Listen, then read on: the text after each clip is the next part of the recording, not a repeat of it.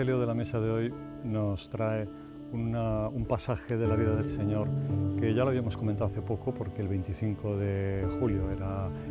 Santiago Apóstol y allí ya salía este mismo pasaje del Evangelio. Era la lectura que había que leer, pero en esta ocasión es porque toca por la semana del tiempo ordinario que nos encontramos. Y allí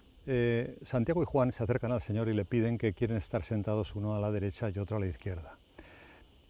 Va a pasar aquí dos cosas. Una es esta, que esa petición, por cierto, delante de todos, tanto que va a producir indignación, porque se enteran todos de, pero bueno, vosotros que nos habéis creído, podríamos decir, esto no sale así en el Evangelio, pero ¿quién os ha creído aquí? Oye, aquí somos todos iguales, en fin, un enfado, lo dice el Evangelio, ¿eh? Bueno, si quieres te lo digo textualmente, dice que después que ellos le piden sentarse a la derecha, a la izquierda,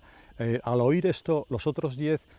se indignaron contra Santiago y Juan, porque el Hijo del Hombre y le dicen, el Señor se enfada también a su vez bueno, se enfada no es la palabra, les corrige, les retrae al asunto importante, y es decirles, porque no es esto lo que tenéis que buscar, porque el Hijo del Hombre no ha venido a ser servido, sino a servir y a dar la vida en rescate por muchos.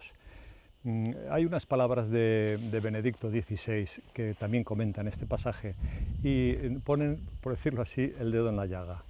porque el Papa Emérito Benedicto XVI,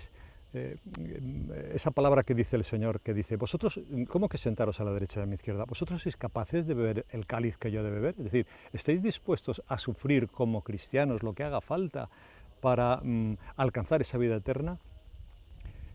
Podemos, dicen ellos, quizá no mucho, no sea acaso que sea esta una condición para no tener ese ser sentado a la derecha y a la izquierda. Entonces el Señor, después de hacerle esa pregunta, que es que no hemos nacido para eso, que yo no quiero, que aquí el bueno no es el que triunfa con mentalidad humana, sino que el que triunfa como cristiano.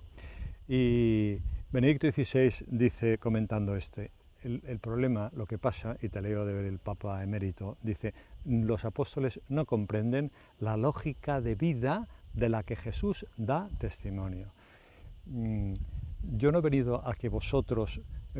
penséis que las cosas van bien y Dios os quiere mucho y la cosa va fenomenal, cuando todo el mundo sonríe, cuando todo sale bien en el trabajo, en la familia, cuando no hay dificultades. Esa no es la lógica de Dios. Y al revés, si todo va mal y la gente no te comprende, incluso te hacen cosas injustas, te echan del trabajo injustamente, entonces es que algo habrás hecho cuando Dios te castiga, decimos, además encima la culpa se la echamos a Dios. Entonces, según eso, de todas formas, Jesucristo hubiera sido malísimo, porque claro, con lo bueno que es Él, y resulta que acaban matándolo con una flagelación, con una coronación de espinas, con una muerte ignominiosa. Según esta lógica que están entendiendo los apóstoles, si a mí me van las cosas y a mí me sientas a la derecha y a la izquierda, será una señal de que he sido una persona que ha triunfado según el espíritu cristiano. Y no, dice el Papa Benedicto XVI, sigue diciendo, la lógica errónea no se encuentra solo en los hijos de Zebedeo, sino que también en los otros 10 apóstoles. En esos 10 están no solo ellos solos, sino todos los que venimos detrás. Seguimos pensando lo que aquí el Papa Benedicto nos dice que no es eso. Dice, se indignaron porque no es fácil entrar en la lógica del Evangelio, esa lógica de Dios que no es nuestra lógica, esa lógica del Evangelio, y abandonar la lógica del poder y la gloria, el buscar el poder, el buscar la gloria, y si lo consigo, eso es muy buena señal de que Dios me ama y me quiere, y si tengo sufrimientos y contradicciones, entonces no. Entonces viene Juan Pablo II, Papa ya santo, San Juan Pablo II, y nos dice, también abundando en esto, que te decía antes, de cómo en la vida de Jesús se encuentra con toda clase de males,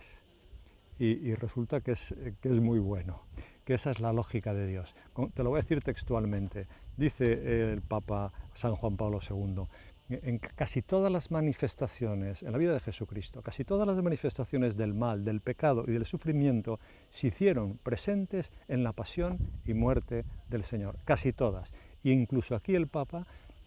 se ha decidido a enumerarlas. Dice, por ejemplo, allí aparecen la violencia, la ingratitud, la envidia, la vileza, la traición, la avaricia, la sed de poder, el dolor físico y moral, la soledad, la tristeza, el desaliento, el miedo y la angustia. Todo esto aparece en la vida de Cristo, quizás sintetizado, el Papa se refiere a ese momento de la pasión, muerte de Jesucristo,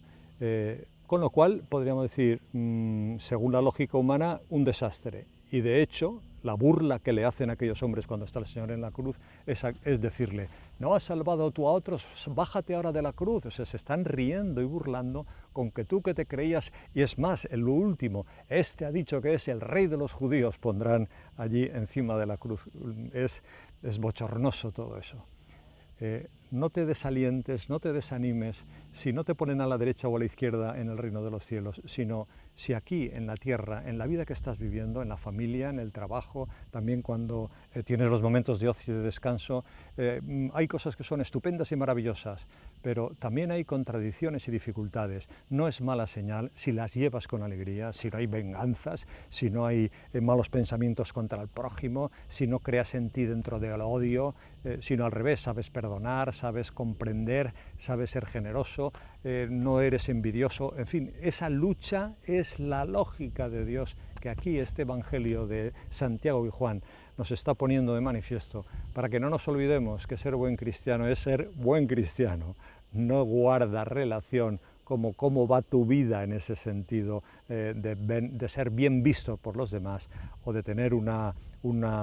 bienes materiales o de beneplácito de los demás, sino que lo importante es, Señor, tú, ¿cómo me ves a mí? Señor, yo estoy viviendo mi fe como tú quieres que viva, me confieso, frecuento la Eucaristía, hago ratos de oración,